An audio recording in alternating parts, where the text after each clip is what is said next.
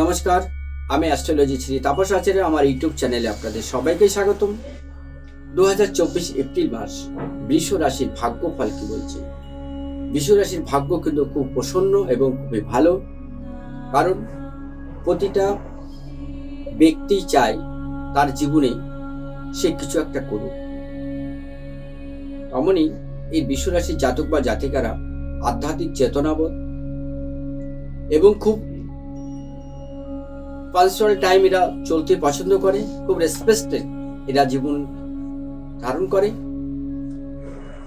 কারণ কি, এই বৃষ রাশির জাতক বা জাতিকাদের একটা গুপ্ত বিদ্যা একটা দারুণ কাজ করে। তো আপনাদের জীবনে কিন্তু বাধা আসবেই, তার কারণ সেকেন্ড হাউসে আপনি বুধকে পাবেন। বুধ হলো বালক গ্রহ, অতএব মাঝে সাঝে আপনি কিন্তু অনেকটা ভুল করে ফেলবেন এপ্রিল মাস।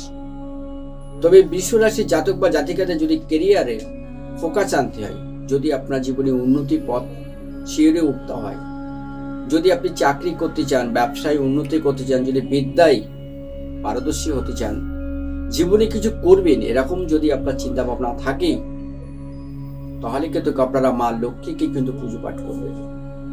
কারণ বৃষ রাশির আরাধ্য দেবী হলেন মা লক্ষ্মী।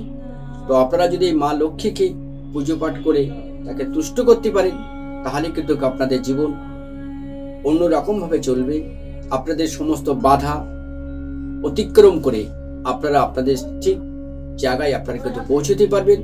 কারণ কি, এ গ্রহ সে গ্রহ, রাহুর দৃষ্টি, কেতুর দৃষ্টি, নেপচুনের দৃষ্টি, এত কিছু বলার বা এত কিছু বোঝার দরকার নেই। শুধু আপনারা যারা বৃষ রাশির জাতক বা জাতিকারা আছেন, তারা শুধু মা লক্ষ্মীকে আপনারা পুজো পাঠ করুন, দেখবেন আপনাদের জীবনে শান্তি ভরে যাবে এবং আপনারা খুব ভালো সুস্থ থাকতে পারবেন এবং পরিবার জীবন নিয়ে আপনারা খুব ভালো থাকবেন। আরেকটা কথা বলি, বৃষ রাশির জাতক বা জাতিকারা অনেক দিন ধরে অনেক কিছু ভাবছেন, আপনাদের হয়ে উঠছে না। তার কারণ আপনারা যে রাশির